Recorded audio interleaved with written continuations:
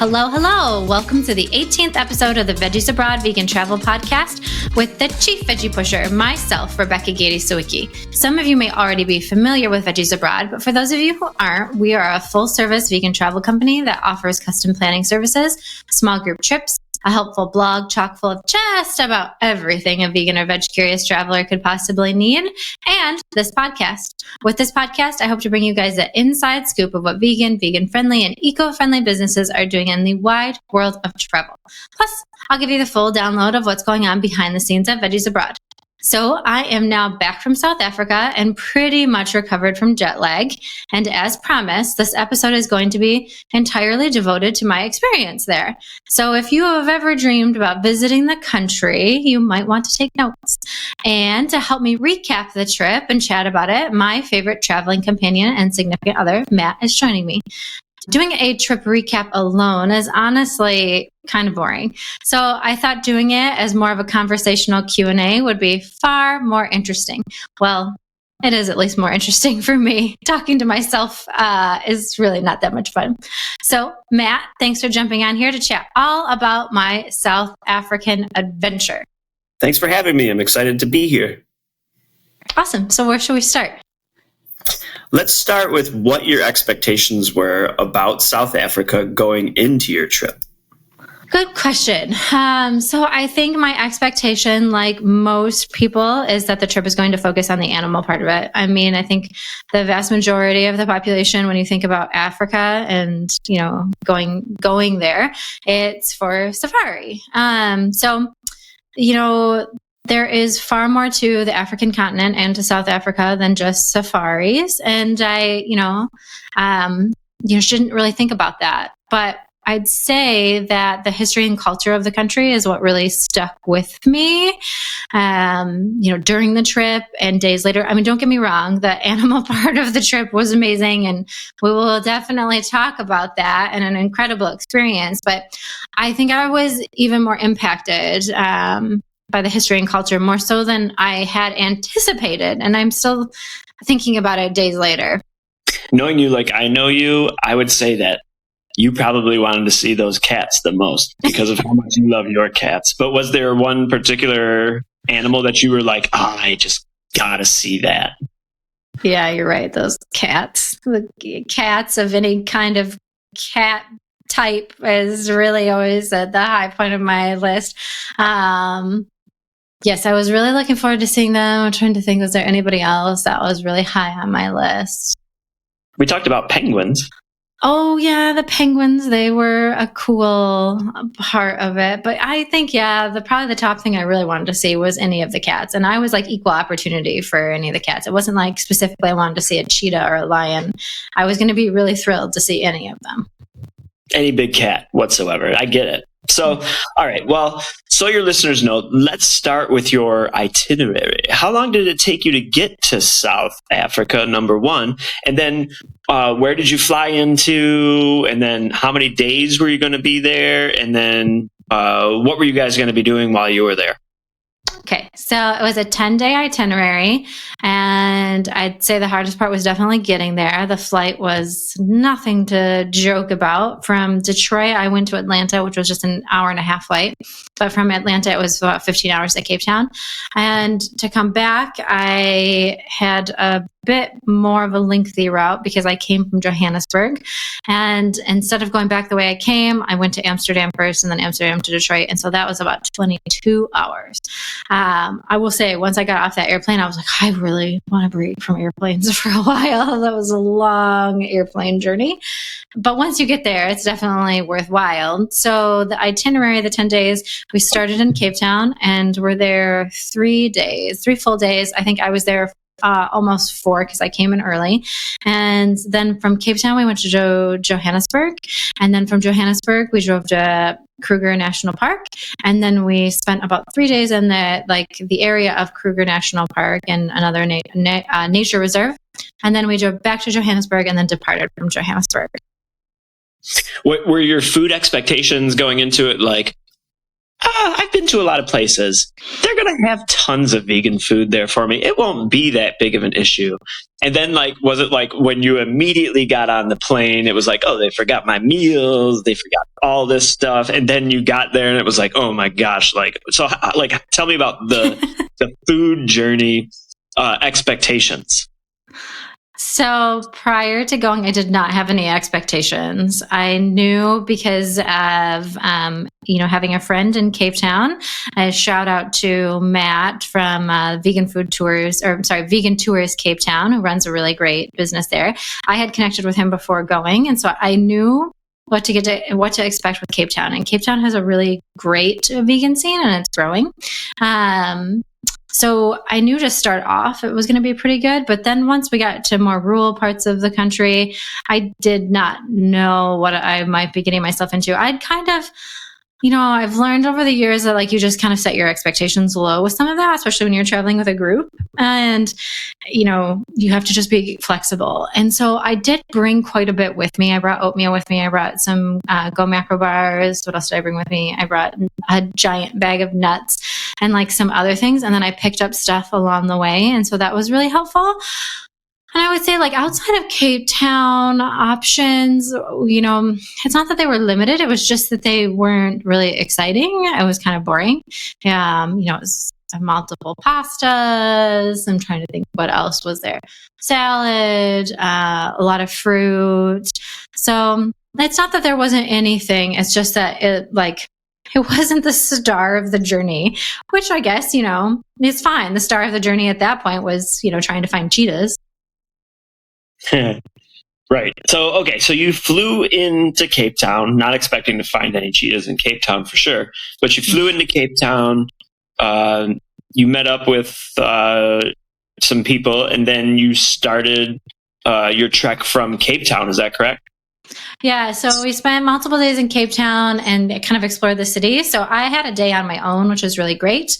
And I went to Table Mountain, which is, really gorgeous. You can get really great views of the city there. The only issue with visiting Table Mountain is going to be the weather. I got super lucky that I went up right about when it was mostly clear. It was kind of misty. So right now, from about May to September is winter, May to August maybe is winter time there. And so they have misty, cooler weather. And cloud cover can be kind of high. And so sometimes visiting Table Mountain can be really difficult because once the clouds come over it, it blocks everything. And if the winds pick up, they'll stop running the cable cars up it because it's just too dangerous. And so I got up there as it was misty and the cloud cover had not really come over. And so that was really, beautiful. And there's really nice hiking trails up there. You can actually hike up to Table Mountain. And as you're taking the cable car up, you can see people coming up, which is pretty cool. But then the trail is very clear at that point. But then at the base of the mountain, when it gets really rocky, then it's not clear where that trail goes and how those people get up there the rest of the way, which really made me laugh. But also I was thankful for that cable car. So I highly recommend doing that. And then, their big activity and, you really want to see, because Cape Town is really beautiful. It's super scenic. People always rave about the cliffs in Italy and the beautiful water in the Caribbean. Cape Town's got it all. It's really, really seriously a gorgeous place. And so we took a day and went around the peninsula. And so you get to see all of the really nice scenery. You can go to the most southwestern point, which is Cape Hope. There are some hiking trails around there, which is really nice. And then a big highlight is visiting Boulders Beach. And if anybody is a fan of Netflix, you should look up a really great documentary called Penguin Town, which talks about the lives of the endangered African penguins that call Boulders Beach home. And they have since, I think it was the late 80s, called this beach home. They've pretty much taken it over. And they've created walking, boardwalks and protected areas for these penguins. They are endangered, which is an important thing to keep in mind, so that if you do visit, don't touch them, don't feed them, don't mess with them. Watch them nicely, enjoy their presence, but that's as far as it should go. And so it was really, really neat to see them. And they were just as cute in person as they are on the documentary. And the documentary is just really fun as well. And right in that same area, another documentary is My Octopus Teacher. And that was filmed. The guy who did that lives right in that same area. So our guide pointed out, like, hey, if you saw this, like, he lives down there, which was really cool to be able to see that. And then we ended with a visit to their giant botanical gardens. And so their botanical gardens are set at the foot of Table Mountain, and they're super scenic. Like, I've been to a lot of botanical gardens, but oh my gosh, these like knock the socks off of every botanical garden in the world. It's amazing. And they have a bunch of different rare plants. I mean, there's thousands of plants in this place, and it's thousands of acres large. So we only saw a very small part of it. And there's this really cool like hanging bridge type thing that goes through part of the park, which was a really neat thing to walk across. And you kind of got to go up through the palm trees. And the guide that we had for that, he was such a comedian, and he made the entire like visit there so much better. Like, cool plants. But then this guy, like, he hit it out of the park. So I definitely suggest visiting there and taking a guided tour, because you won't appreciate it in the same way if you just want to wander around there on your own. And then from there, we headed back into the city. And I think, let's see, what else did I do in Cape Town? You know, one big thing that I did on my own. So Cape Town is home to an area called the District 6, which is an area of the city that was demolished during apartheid, and people were kicked out of their homes pretty much overnight. And so in that area of the city, there is a museum that is dedicated to all of that. So I did get a chance to visit that, and I visited it after visiting one of the townships. And that was a really impactful experience to see that. And so during apartheid, when people lost their homes and the city was segregated, the government moved people to townships. And so townships still exist, and people still live there. You know, people that I spoke with said that they decided to stay there because this is their community. This is, you know, where they've spent the last 30 years, and, you know, it's their home, and that's where they feel most comfortable. So seeing all of that and learning about kind of the history of what happened at the start of apartheid, how people lived their lives in these townships, how they were abused by the police, was like, oof, wow. Like, those are definitely images that I won't forget anytime soon. So I definitely suggest visiting that museum. You can do it with a guide, and I highly suggest that as well, because you won't get the same experience if you go through on your own, because it's just a lot of information, and you won't get the same context. So, I mean, I think that's kind of the same with so many museums. Like, you can go in and you can wander through and you can see the pictures and everything, read the captions, but when you have someone who's lived it their entire lives and they tell you their story, like, wow, that will definitely blow you away.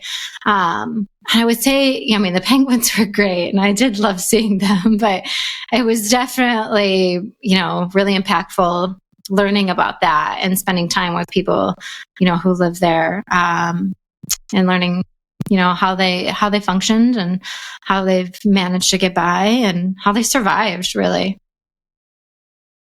We often overlook some of the difficult moments in our history.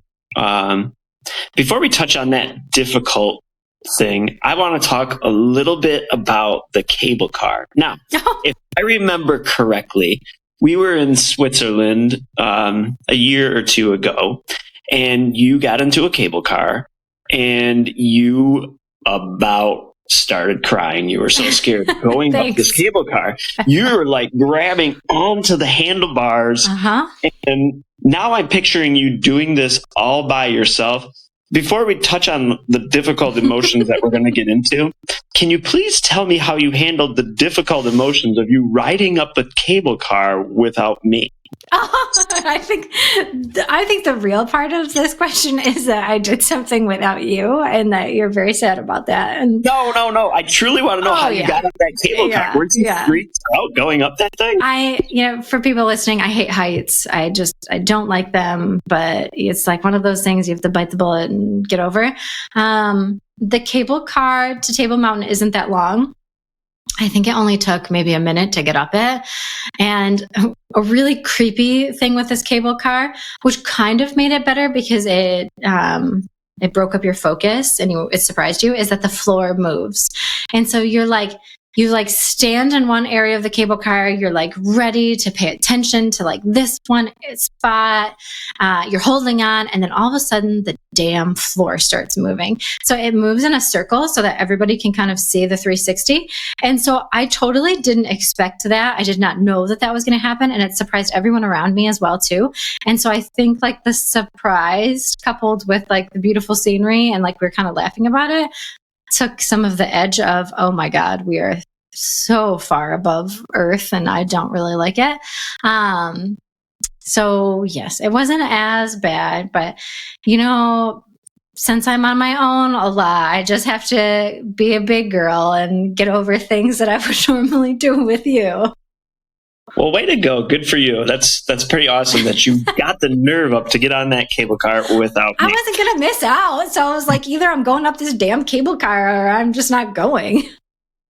Well, it certainly took some gusto. So now I think that it's interesting, maybe not so much of a great analogy, but you would expect that after apartheid ended, and Mandela's rise to power came, and much like going up a cable car, people's lives would start to improve, But what I learned since you've been back, from what you've told me, is that the situation there is still very difficult.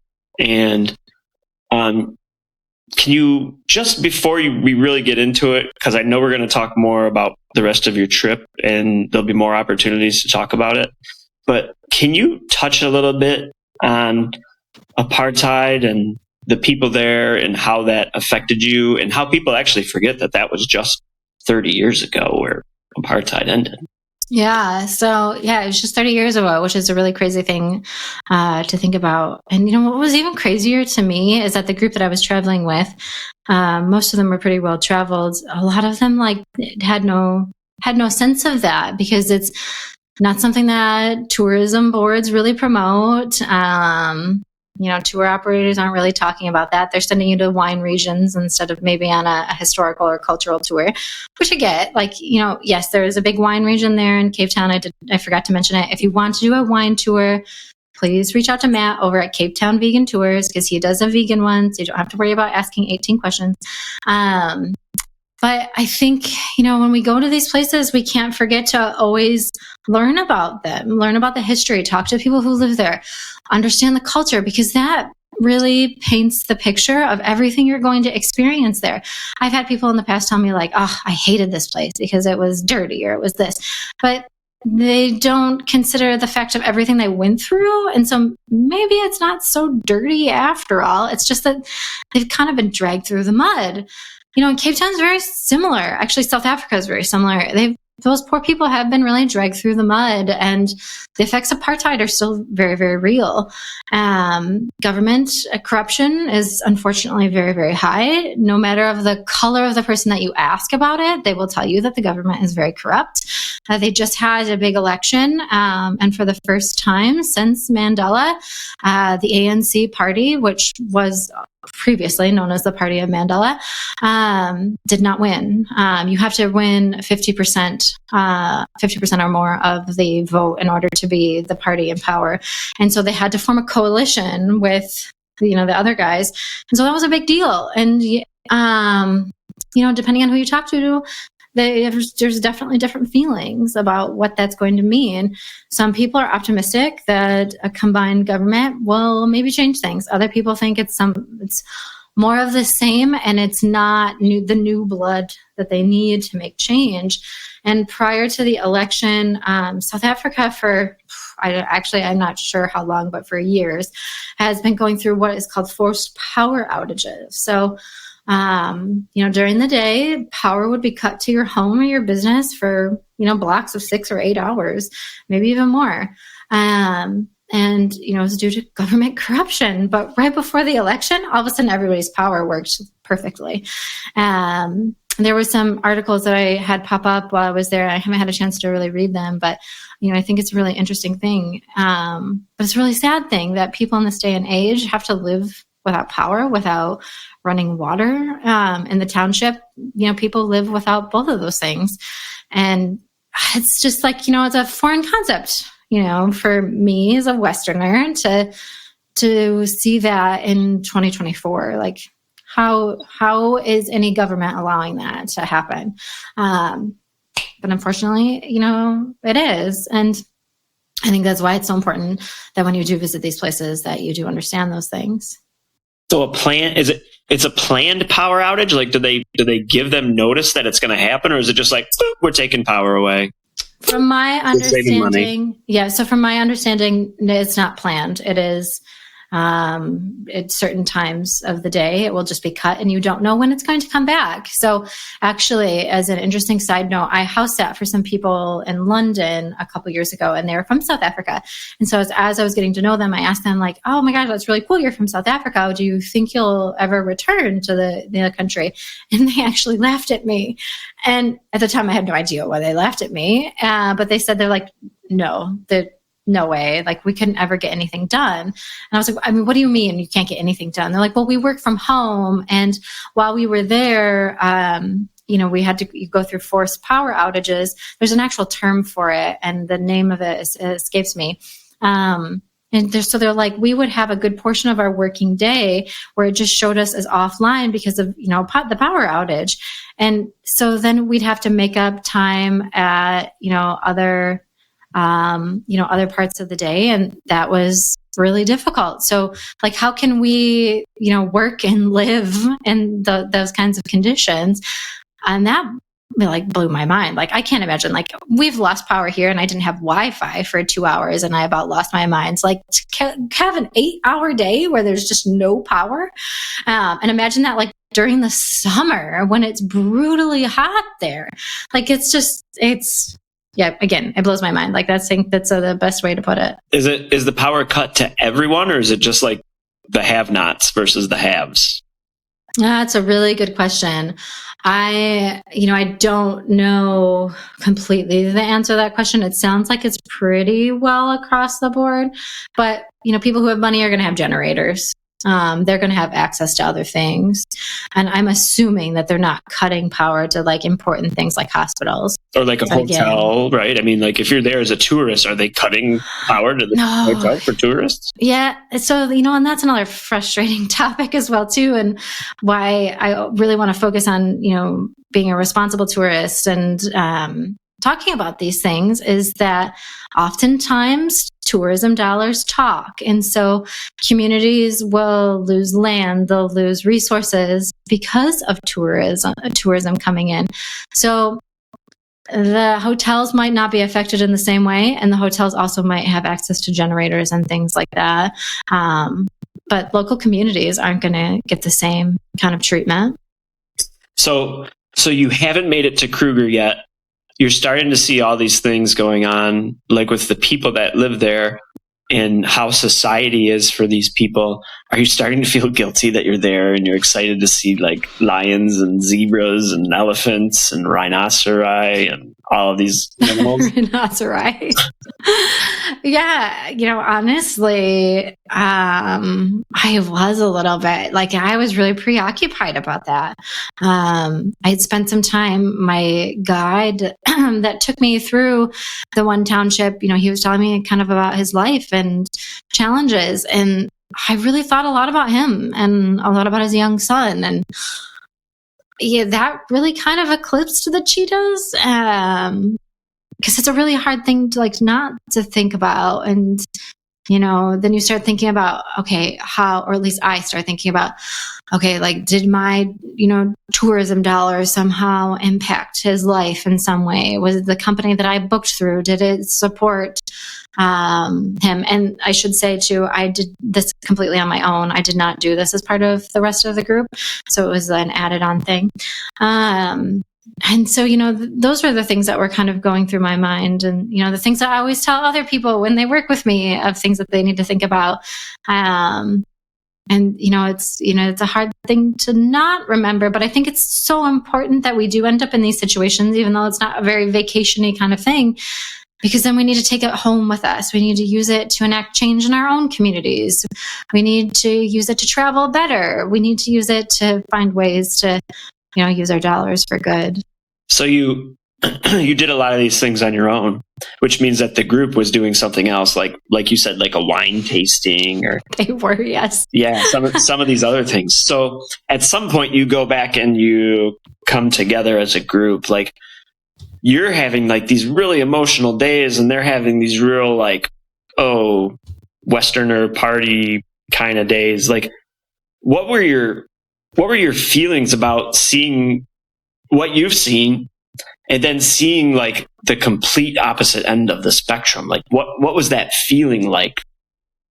No, I was kind of pissed, to be honest with you. And so for people listening to understand, I was with a group of other travel advisors and people within the industry. So, we go on these trips so that we have an understanding of the destination, so that when we send people there, we can, send them in a better way. We can create a better experience for them.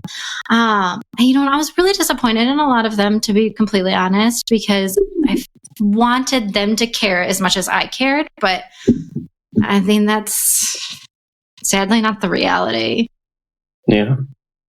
That's tough. But I mean, I respect the fact that you go and you find these different things and really learn about the culture and the people. Because, I mean, even though we are different across the world, there are challenges that we kind of all face.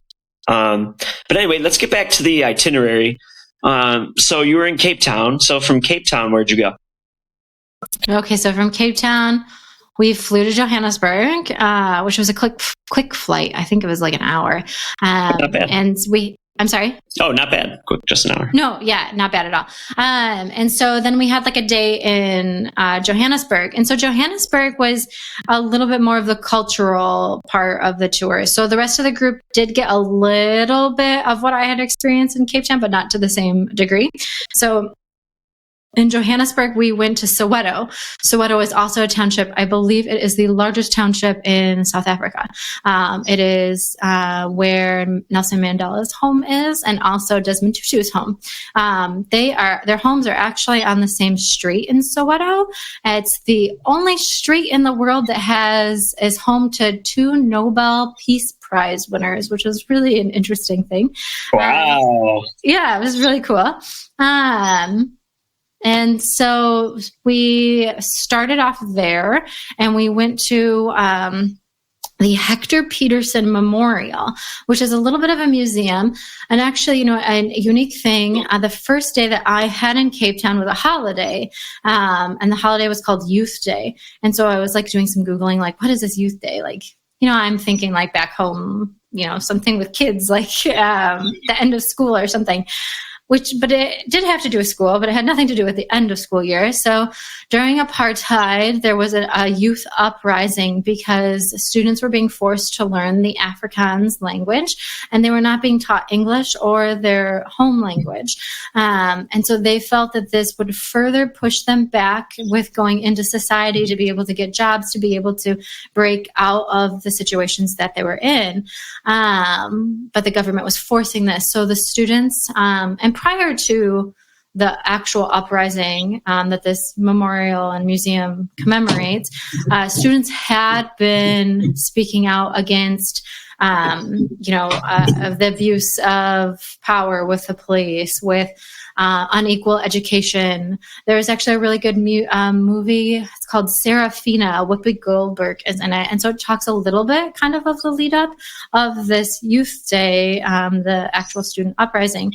So on this day, students, thousands of them, came together and decided that they were going to start where the Hector Peterson Memorial is and walk to the stadium as a combined effort to speak out against having to learn the Afrikaans language.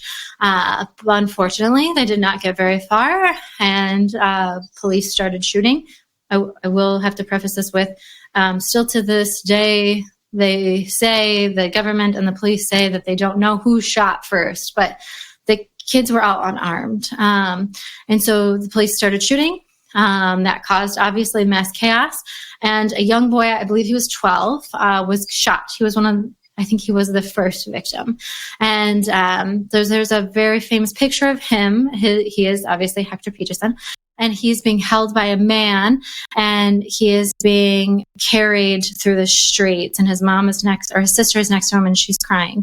And so the entire memorial, it's not just about him, but it's about all of these students and that day and the events that unfolded through that day, and how these kids stood up against power.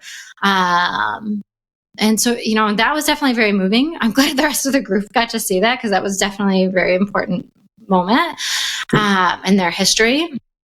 And then from there, we walked through Soweto a little bit with a guide who has lived off and on in the township her entire life. And so it was, interesting to get to chat with her.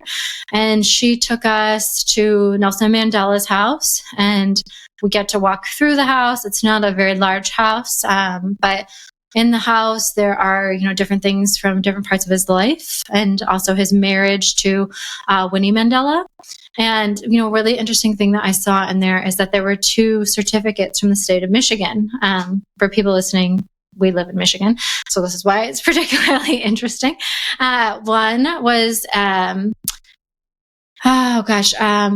it was from the legislature at the time. This would have been in the early 90s, I think, demanding that the CIA and that the government apologize to Mandela for his unlawful imprisonment and the role in which the CIA and the U.S. government played in that. He never got an apology, unfortunately, from our government for their role that played, but Michigan did play a role with trying to demand that apology. And then there was another certificate from the state of Michigan honoring Winnie Mandela for her work. And she was in the Detroit area for a day to be a speaker at a very large event. So those were neat things to see. And then there were other, family photos and, different things from different parts of their life to see. And so it was also interesting to kind of learn about, his children. 2 of his kids are now ambassadors, one to Denmark and the other to South Korea. And unfortunately, his family has been wrought with a lot of tragedy. I think 3 or 4 of his children have died, even recently. He had a very big family, which is, quite sad. But, that was a very interesting thing to see. And so we wandered, through the township just a little bit, did not go very far, and then came back and just had an evening before we made the drive to Kruger National Park. Okay, so let's step back for 1 second. You and the group, you go through this township and you see Mandela's house. Did it affect the other people in the group, would you say? Or was it more just like, oh, okay. What was the reaction, I guess, that you saw from the rest of the group? Yeah, I'd say the memorial was probably the most impactful because it's really hard to see dead kids. And I'd say most of the group had children, so they were able to connect on that. I'd say that was probably the most eye-opening for everyone, because walking through Soweto, it was the middle of the day. It was a really nice day. People were out. Nobody felt unsafe. We weren't going through a more challenging part of, Soweto. So I don't think they kind of put together really what life is like. Maybe there, maybe a little bit, maybe I'm wrong, but definitely the memorial was very impactful. And real quick, just so people understand, when you say a township, it's not like a township that you would have in the United States. Like a township is just where they put a group of people, or what is that? Yeah, townships were developed during the apartheid, where they segregated people. So there are townships for Black people, there are townships for colored people. There is a differentiation in South Africa between Blacks and colored. Colored meant more like Mexican people, people of Middle Eastern heritage would be put in like the colored section. And so they were segregated neighborhoods, really, and some are very, very large, like millions of people live in some of the townships. Hey there, fantastic listeners. Let's hit pause on this episode for a thrilling announcement, a golden ticket to Globetrot with Veggies Abroad. Veggies Abroad isn't just your go-to for vegan guides and trip planning tips. It's your passport to extraordinary small group journeys, carefully crafted by the ultimate veggie pusher and your favorite podcast host, me, Rebecca Gade Sawicki. I've spent countless hours researching the best vegan hotels, food, and experiences, and now I'm bringing those experiences directly to you. Join me and my newfound veggie pals on escapades to exciting and exotic destinations around the world. Whether it's trekking through the Thai jungle to witness elephants in their natural habitat, or staying at a carbon-neutral camp in Kenya during the Great Migration, our adventures are nothing short of spectacular. And guess what? Those aren't the only exciting trips awaiting you. So what are you waiting for? Cruise on over to veggiesabroad.com pronto. Well, how about after this episode is over to explore our dazzling lineup of 2024 trips and secure your spot on your next vegan adventure today. On your next part of your journey, getting back to your journey, you leave Johannesburg and you're headed towards Kruger. You spent a day in Johannesburg, correct? Or was it more than that? Yeah, we had about a day in Johannesburg and then we headed to Kruger. And so Kruger, from Johannesburg, you can fly to Kruger. There are multiple airports that surround the national park, or you can drive. And the drive, I want to say it was about 5 hours. Maybe it was a tad bit longer. We did take about a good chunk of the day to honestly get up there, but we did make stops along the way. Was it scenic on the way up to Kruger, or was it just kind of like Savannah look to it, or like what was there anything striking? Were there hills and forests and? I think it kind of depends on the way in which you go. The way we came back was a bit more scenic than the way going. Okay. The way going was a lot of fields. Wasn't anything super exciting, to be honest. Yeah, that's okay. Yeah, I just wondered real quick. Okay, so you make it to Kruger. And so tell me about your time in Kruger. How many days were you there? Was it all a safari? Like, where were you staying? Were you staying in one of these like eco glamping type places like that you see about? So tell me about the place that you stayed, and then tell me about what you did. Okay, so we stayed actually in two different places. The first one was just outside of Kruger National Park, and it was like just an eco lodge. Nothing.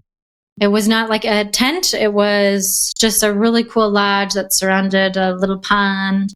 Vegan food? Was vegan food. It was a little bit rough. I'm trying to think, what did I eat? They actually had to go and get me things, and there was. As entertaining as it is, there was multiple conversations about where in the world they could go. So there is a grocery store chain called Woolworths. It's kind of like, for people in the UK, or if you visited the UK, it's very similar to Marks and Spencer's. And so it's, for us in the US, it's kind of like a super nice Target, like with a much better grocery store. You get like all the other Target-y parts of it, like the clothes and stuff. But their grocery section of it is like a is like if Whole Foods decided to make an upscale Target kind of thing. So, it's really nice. And so there had to be multiple conversations about what they were going to feed me. Kind of entertaining, kind of not entertaining, because like it's 2024. Why do we have to talk about this? But we did. And so they did have to go and pick up some things for me. And I think that first night, I'm pretty sure I had pasta.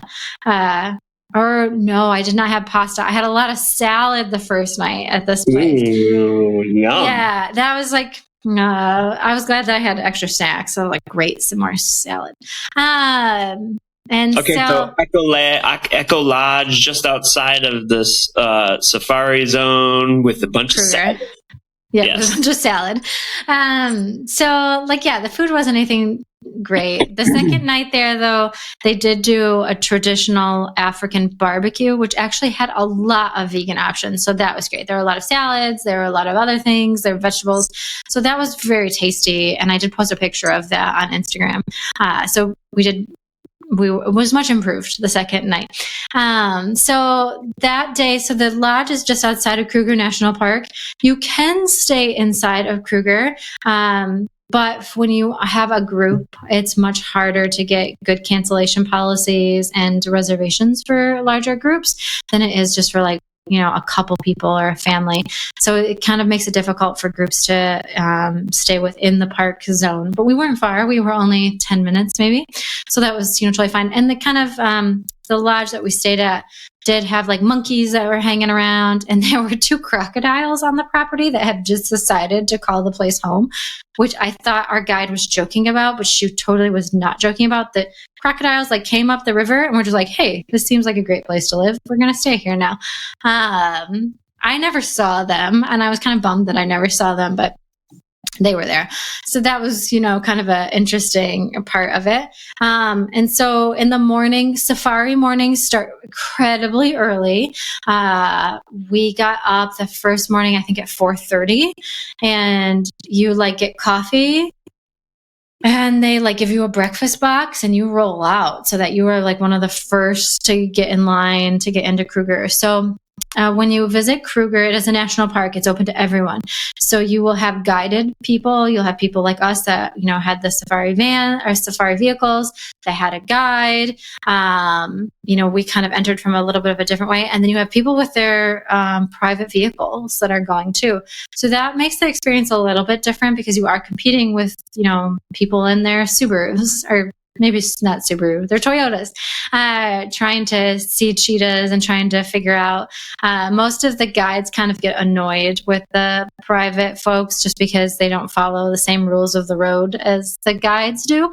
And there are definite rules that you have to follow when you're on safari, as far as like, turning off your engine, being respectful of distance, not getting out of the vehicle. And people, I guess, are told these rules before they go in, but they don't always adhere to them. So it kind of makes the national park experience a little bit different than, going to a private reserve, which is the second place that we ended up going to. But Kruger is really cool. Kruger is the size, they say, of Israel, which if you're from the US is also about the size of New Jersey. So it's massive. You are only going to see a very small part of it during the day. And so we spent the entire day in Kruger from sunup to sundown and saw quite a bit. We saw a ton of elephants. On an interesting note, Kruger actually has a problem with the elephant population. They have done a very good job breeding on their own. And so now there are so many elephants in the park that it can't, in the long term, they can't handle that population with like the amount of vegetation that the park has. So they do look at, moving the elephants to other areas to try and thin the herd, no pun intended. But the thing with moving elephants is that you have to move the entire herd because that's our family and they mourn. And I mean, I don't think that I'm telling anybody who's listening anything that's going to surprise them, but they can become depressed if they lose their mom or they lose part of that herd. So that makes it a bit more challenging to move them. And it's quite expensive also to move them as well too. So let's see, we saw a ton of impala as well. You will always, so when you go on safari, if a company ever guarantees a sighting, you need to run the other way because that means they're operating unethically. But one thing that any guide will tell you is that we can guarantee that you're going to see an impala, and they can guarantee they're going to see impala because it's like the North American deer. They're really pretty. They're super cute. They're the most adorable little deers ever. But there is a ton of them. And so you will always see a ton of impala. And let's see, we also saw zebra. We saw some lions, like way in the distance. They were sunning themselves on some rocks that surrounded kind of like a watering hole. And we saw a dazzle of zebra. So a group of zebras is called a dazzle, which is very fun. And I now try and work that into conversation. And some baboons, some monkeys, and I think, some giraffes as well, too. I think that was everything that we saw in Kruger. So we saw quite a bit. And the unique thing about safari is like the animals, especially in like the national parks or on these private reserves, they are used to the sounds of the vehicles and people. So they actually a guide told us too, like if the animal is ever like outright scared of hearing the vehicle or like hearing the sound of a person's voice, that means that they've been hunted before, or that you're on a hunting reserve. Because in like these parks where everyone's just coming to watch them, they know that like this is one big vehicle. The vehicle's kind of intimidating. It's not a threat unless it breaks kind of a distance barrier or, you get into its personal zone. But otherwise you're not a threat to it. So they're like, cool. Another big blob walking by that's, kind of noisy. And, they'll lay there and they'll sleep through you watching. The elephants wandered across the road with their babies, which was crazy. And actually a couple points was a little terrifying because mama elephants, they do not mess around. You do not want to piss one of them off. And so their guide just like turned off the vehicle and we kind of sat in the middle of the road and they passed by. And the one baby, she was like, I don't know, I'd say maybe almost a teenage kind of year in elephant terms.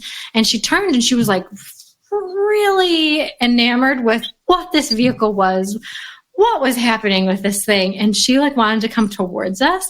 And in my head, I was like, please don't do that. Please don't do that. Please don't do that. And so then the mom elephant came around and was like, no, you're not doing that. You're going to keep moving. It was very funny. Also slightly terrifying. So yeah, sightings throughout Kruger, very interesting. And then, so from the Kruger portion of the trip, we moved after 2 nights, to a private nature reserve. And so private nature reserves and throughout Africa and throughout African countries are run by private entities and not the government. Kruger is run by the government. Okay, let me step back for 1 second. So, I guess in history, a lot of these animals are migratory. Like that's why you have like the Great Migration. Have they just been kind of conditioned to stay in the national park or in these private parks? Is that just kind of their life now? Like that's what they do now. They're not like following the reins or doing anything like that. So in South Africa, it is a little different. The Great Migration happens through Kenya and Tanzania, and that is more like open savanna. They are not fenced in. So Kruger is like the entire perimeter is fenced. They have to do that, and also on the nature preserves, they have to do that for protection of local communities and also protection from poaching. Unfortunately, poaching is big business in South Africa, and it's incredibly sad. And so that gives a little bit of protection for the animals. But they can't, so in Kruger, you're not going to find, you wouldn't normally find like the elephant just in the middle of the road as you wandered up. Of course, they can break these fences. Like these aren't like super duty fences or anything crazy like that. Like animals break them all the time and, move through, but it's, for their own protection, unfortunately. But they're just staying on the reserve, basically. That's where they live. They're okay with it. It's just their life, and they have enough to live off the land where they're at. Yeah, in the parks or on the private reserve, like that's definitely, where they stay. It's where they're safe. I mean, that's a good question. I'm sure they would probably be more happy to just kind of do whatever they want, but unfortunately for safety and interaction with humans, that's just not feasible in some of these areas. In other African countries is different because there's far more wide open space. And there's not a community next door because like they have to be careful with like the hippos wandering into communities. And this is like an actual real issue in some of these places. And some of them, like they've learned how to live next to hippos. But it's not, it is challenging, I think, for sure. And I guess my last point on Kruger before we move on to the next section. Is this a place where these animals would have lived regardless if humans had intervened? Yeah, I mean, I think all of this, like the grassland, like the bush, it's all natural area. I will say, though, some of the land, though, they have taken from farmers for purposes of tourism, unfortunately, and to increase the size of like some of these parks. So there is that to contend with, which raises kind of ethical issues for sure. But the animals like elephants, they need thousands of acres. You can't just like put them in a 10 by 10 area and call it good. So yeah, I mean, that is definitely a challenging thing.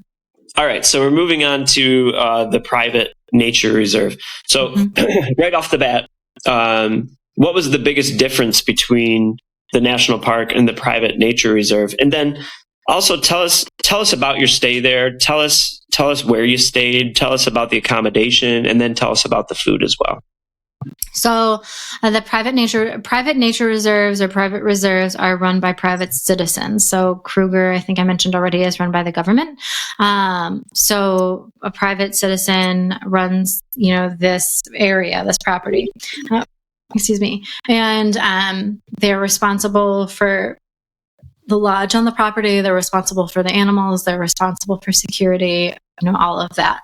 The animals also kind of come and go as they please. So like there is at the place we stayed at was called Karange, which is really cool. And it's kind of a more traditional, like we might see the canvas tents. It's not like a stationary building, hotel type thing. And so the animals come and go through the lodge area where people are. They are not blocked from going there, which is really cool. And so if the elephants want to come in and munch on your tent, they can. If the impalas want to wander through and munch on shrubbery, they can, which is, really neat. They don't stop any of that, but it is completely up to whomever owns it. And so with Karange, it's run by a family, and the family has a long history in conservation. And their daughter actually has been very active in trying to help the leopard population. And so they run the entire facility. And we were there for 2 nights, and it is a much different experience than Kruger because it is private, and the public can't just like come on. Every tour is guided with a guide and a tracker, so you can't just go around someone in their Toyota, and so it's the rules are much different. It's handled much different. I will say that at Karange, they did a really nice job with upholding like the ethics. We got to meet with a member of their anti-poaching team, and he did a walk with us and like discussed how his job works and the situation that he is in, and the problems that he faces. So wait, there's poaching on private nature reserves? There's poaching everywhere in Africa. I mean, it's every African country faces it. South Africa, it's really bad, especially for rhinos. The rhino horn is more valuable than cocaine, unfortunately. Oh, wow. But certainly it's illegal to go onto somebody's private property and take their rhinoceros horn. Yeah. Well, so this is where things get really, unfortunately, tricky. The laws in South Africa really kind of favor, unfortunately, the poachers. The anti-poaching officer that we went out with, he shared with us that he's up against a lot with trying to protect these animals, especially the rhinos. These poachers have really sophisticated technology. They've got helicopters, they've got night sight, they've got heat vision. They are well equipped to be able to come in there and do this job. And on these private reserves or the national park, all of that is privately funded to have these teams there. The government does not fund any of this activity, which is incredibly frustrating. And then the laws don't also support their activities as well. So someone, yes, can, if they come onto your property, that is trespassing, and that is against the law if you can catch them. But that's only one offense.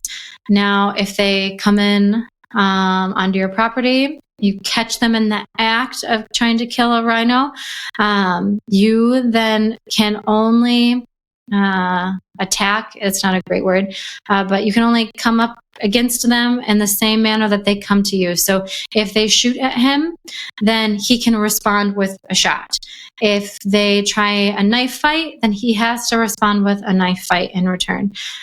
If he were to just shoot them right off the bat, even though they've trespassed and he knows the intention that they're trying to kill this animal, he could then be imprisoned and tried for, I think, manslaughter. So it's really incredibly frustrating. There's also, as I mentioned before, in South Africa, corruption runs rampant through the government. And so a lot of, judges have been paid off. Police officers have been paid off. Private owners have been paid off.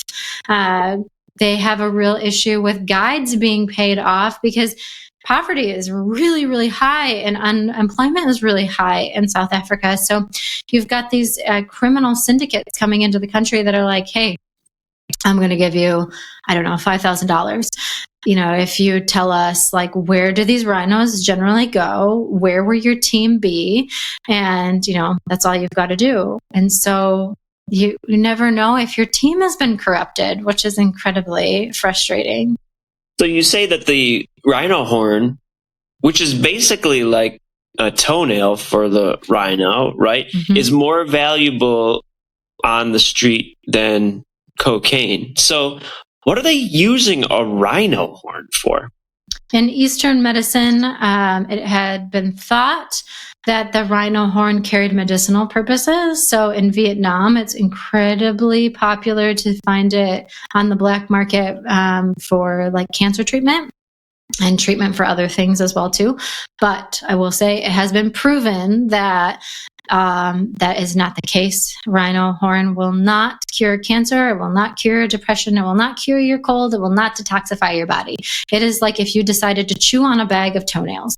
The rhino horn is made of keratin, the same thing that your fingernails are made of. It doesn't have any mystical powers. And actually, in something that I was watching recently, in Chinese medicine, they did outlaw it, but that doesn't stop the myth from being perpetuated, that people still think that, okay, I've got cloudy skin, this rhino horn can fix it. And there's a lot of issues too with fake rhino horns being sold in some of these places as well too. But real rhino horn does make it onto the black market, especially in some of these markets, unfortunately. So for your listeners, there's a lot of great documentaries out there on this. There's things you can watch about the poaching of the rhino horns. And we watched one last night. I would suggest it. It was called Stroop. And another one is coming out the end of July. I think it's July 26th, called Rhino Man. Delta actually had it as a documentary on one of the flights, but not all of them. So I think it was a limited showing of it. And so that is a more recent documentary. Stroop, I think, came out in 2019. So both of them would be really good. And there's some TED Talks and things as well from different activists talking about it. So yes. If you're going to Africa, I think all of these things are really important to know, because they will they definitely should impact where you decide to stay, because you should be asking these lodges, like, do they have an anti-poaching team? Have they had issues with corruption within the team? How do they manage inbreeding within the population of the animals that they have? How do they handle with replenishment of the animals? Some of these private parks and nature reserves, they are purchasing these animals from breeding farms, but these breeding farms are, they have unethical issues, but some of these breeding farms are also supplying animals to trophy hunting farms. So you don't want to be supporting that as well too. So these are all things that you kind of need to work through before you decide where you're going to stay. It is very interesting to learn about that. Obviously, that wasn't the main focus of your trip. And there's more, wasn't. And there's more to talk about. And I just want to add that I did hear that they're injecting uranium now into the horns. Really? So yeah, the only problem is it only really affects a part of the poaching. So it's really not going to stop all the poaching immediately. But the plan is that if they try to export it, when they go through like the detectors and all that stuff, because it's uranium, it sets them off. They're going to detect it. So they're thinking that by injecting all of these horns with that, which has no effect on the rhino, that at least they could take away the export of it. And if they take away the export of it, then maybe that will diminish the cost of it, as, locals are going to be more apt to not want to, take a poached rhino horn. So get caught. Anyway, really, really interesting. But so moving on. So you spent your time on the reserve. You didn't mention how the food was on the reserve, because we kind of got sideswiped by the rhino talk. Yeah. So food was much better on the reserve. For breakfast, they made me pancakes. What else did they do? They made me pancakes. They went and bought me yogurt. They bought cheese. I will say, as a side note, unfortunately. So, anybody listening who's been vegan for a long time, we've seen a change in products over the years for the good. Like here in the US market, European market, cheese has come a long way. Like I remember when it was real crap. Unfortunately, there's some yucky things still on the market in South Africa. So I felt really bad because they made me a cheese plate and I was like, wow, this is amazing. I'm so excited. And I put a big hunk in my mouth and I was like, oh my God, abort. This is terrible. What do I do with this? So, I ate it because I wanted to be polite and I wanted them to do this. So, the food was absolutely much better. And they came and asked me too. They're like, hey, how are things? How are you doing? Do you need anything else? So that was good. And actually, there was another group at the lodge when we were there, and there was another vegan in that group. And then before we left, there was a family that showed up, and the little boy was vegan. And he was so cute. My guide pointed him out to me because he made a fuss about sitting on something made of cowhide. And I was like, yes, little kid, yes. I don't know you, but I love you. And I want you to make a fuss about everything. Because I feel like when you have little kids making a fuss about these things, that's even more impactful. You have this 3-foot human being that's like, this is wrong. You shouldn't be doing this. And you can't help but stop and listen, because you don't expect this child to say that. So that was very cute. Side note. But food was definitely a lot better. And then, we didn't talk about the safari part of it. So on the reserve, things are managed a little bit differently than the national park. It is a smaller crew of people that is involved. It is a smaller space, obviously. They know the animals a little bit differently than, in the national park. So we were able to see quite a bit more. And so there we saw more elephants. We saw cheetahs. And on the very last day, we got really lucky and we did see a leopard hanging out in the tall brush. The one good thing about going in the winter, or one of many good things about going in the winter, is that there's no lush vegetation. So it's much easier to spot animals from a distance because, they do a great job of hiding behind things. And with the leopards, especially, they blend in super, super well. And so we spent an hour almost sitting in one area, kind of watching to see if this leopard was going to move, because there was chatter oh, the leopard and her cubs are over in this area. We saw them crossing the road. And like most cats, if they want to be seen, they'll let you see them. But if they don't want to be seen, they're screw you guys, we're going somewhere else. And so we just got super lucky and saw the mom like jump into the brush, and she just like hung out, and she kind of looked back at us a little bit and then continued on her way. And then her cub stayed way, way, way back, and we could see his face, but I couldn't, like, he was too far for me to get a picture of him. And so that was that was a cool highlight to see them. And what else? One thing we never saw anywhere were hyenas. And I was kind of surprised about that. And I said to some other people in the group, and I think I was only surprised because I feel like in every like cartoon or documentary, hyenas are always like the evil villain that are in every one of them. And so it makes it seem like there are hyenas everywhere in Africa. But there really are not that many hyenas. You'll see more impalas. All right. So, you do the safaris, and then you go back to Johannesburg and then come home. So tell me about the last leg of your journey. Yeah. So we finished up there. We had one like morning drive on our last day at the park, which also again starts early. And one really neat thing, we did a morning drive, and then we did a nighttime drive.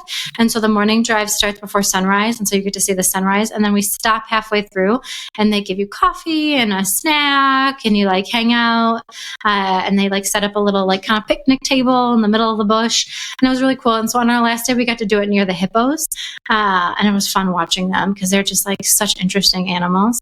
And at night, the nighttime drives are really neat. But we never really saw anything. We saw porcupines and bunnies, and that was it. But it was kind of neat to go through there, in the dark. It was a different experience for sure. So then after our morning drive on our final day at the nature reserve, then we started making our way back to Johannesburg. And that took us quite a bit. I'd say about 7 hours or so. We did make some stops along the way to some, unique points. One of them was like the deepest or the greenest canyon in South Africa. And so that was really pretty to see. And that was not too misty or cloudy, so we could kind of see things. And then we went through like a little bit more of a hilly area. We made some like stops for snacks and things like that. But it took us almost 7 hours, 6-ish hours to drive back. And then we had some traffic. So that evening, there wasn't for the rest of the day, there wasn't a whole too much going on. And we didn't have anything else left in Johannesburg. So once we got back to Johannesburg, the trip was over pretty much. Gotcha. Yeah. So then from Johannesburg, you flew basically home then, correct? Yeah, pretty much. So we got back to the hotel. I took a shower and had dinner, and actually a very entertaining dinner was my last dinner. It was a giant baked potato that they cut in half and put grilled pepper and something else on top of it. And I remember the person sitting next to me, she goes, "Oh, that looks good." And I give her like this look, like, "You've got to be kidding me. Like a baked potato with a pepper looks good to you? Do you not get out much? Like this is not good." And so, I was hungry and I was going to have a long journey home. So I was like, well, I guess I'm eating this potato. All right. So going into this South Africa trip, your expectation was, we're going to see some animals, like quintessential Africa. Mm-hmm. What were 5 things you could say that you would take with you from the trip? There was also the one thing I think we forgot to mention. I know we touched on it, but it was winter there, mm-hmm. and I know you brought your winter jacket. But mm-hmm. Tell me about the 5 things, but then also tell me about how cold it was there. So it depends on where you are in the country. Like in Cape Town, when I got there, it wasn't so bad. It was kind of like springtimey weather. It was about 70 or so Fahrenheit, which would be about 20-ish Celsius. And so it wasn't bad. And I actually thought, why did I trek like very entertainingly getting my winter jacket. And it wasn't like my full blown winter jacket that's super long and I need for Michigan winters. It was a smaller version, but it was still a winter jacket. Like we had to fold it up, put it into a compression cube, and then I sat on it and then you zipped it up. And so, oh yeah, I remember. I was part of that. That was quite an experience trying to get that. It was. And so I was like dead eyeing that stupid winter jacket when I first got there because I thought, winter here is nothing. Like, why did I drag this all the way over here? This is so frustrating. I could use this space in my suitcase. People that know you and read your blog and listen to your podcast know that you will never, ever check a bag if you can avoid it. Yeah. So the people that know you, Rebecca, are the people that know that you will stuff every single thing you can into your luggage that you take onto the plane. Yeah. So I'm an excellent Tetris packer. I feel like it's a skill that I've developed over the years. So I was ticked about that winter jacket when I first got there. But then I would say after 2 days in Cape Town, like I think our third day, the rain kind of came in and it was a bit misty. And so it was about 50 and windy, maybe Fahrenheit. Fahrenheit. So it was about 10. And so then like things started to change and I was like, oh, okay, maybe I do need this jacket. But then once we went north, the mornings were very cool, especially like on safari.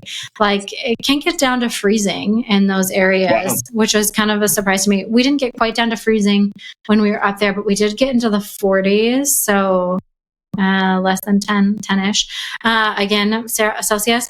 And so I was really thankful for that jacket on those mornings because then you're on an open vehicle and driving and you've got the wind hitting you as well too. And they give you blankets, which is really nice. But oof, man, I was glad I had that jacket.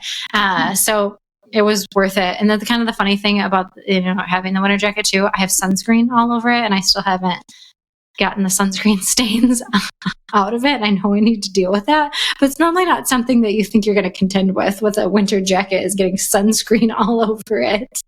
So listeners, if you go to Africa in the winter, be sure and bring some warmer clothing. Yes. So Rebecca, now tell us about the five things that you'll take with you from this trip. The most memorable things that when you look back on the trip, that's what you'll think about.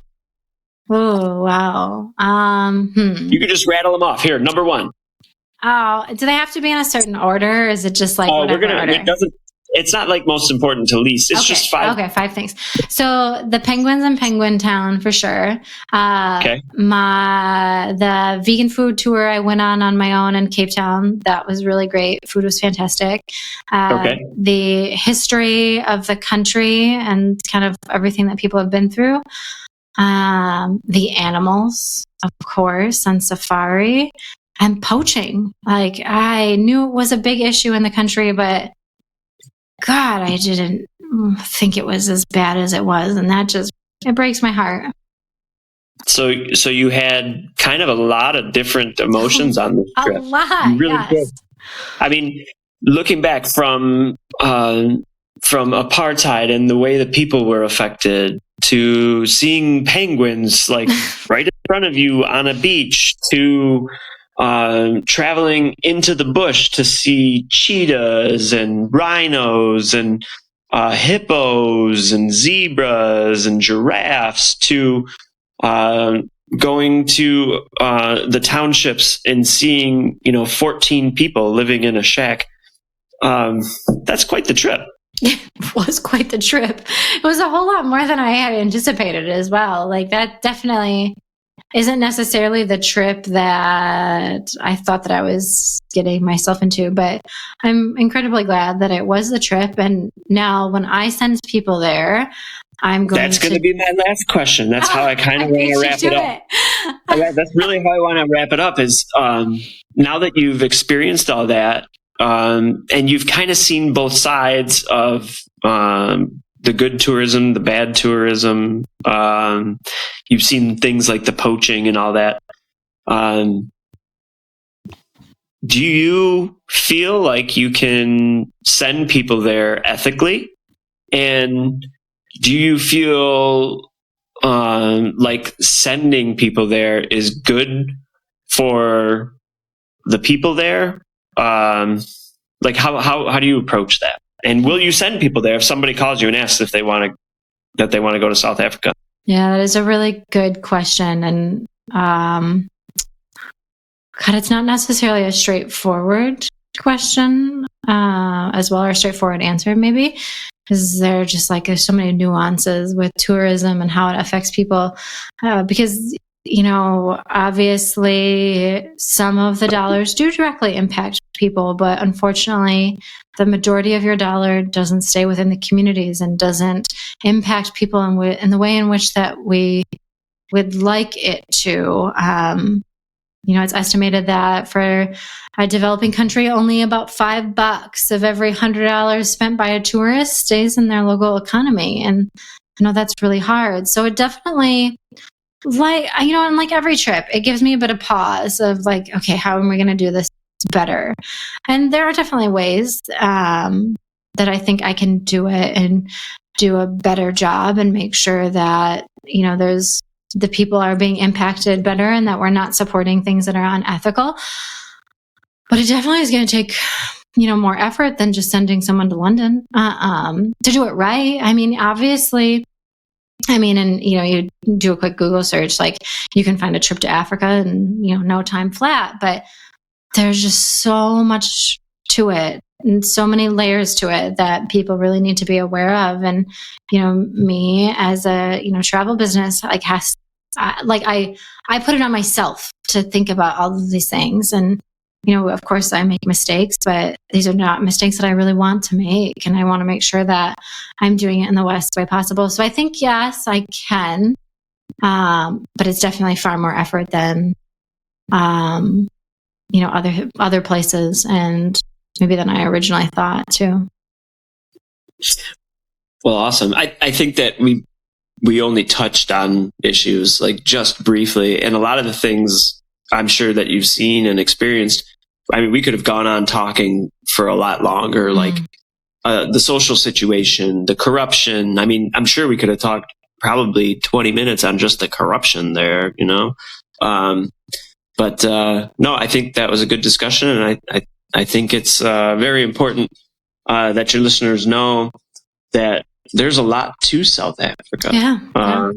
And I think too, so if you are planning your own trip and going, you know, just do, you know, as I share on for other cities, or if you've reached out to me directly, you do your research, you know, ask questions. Don't be uncomfortable to ask questions of these places.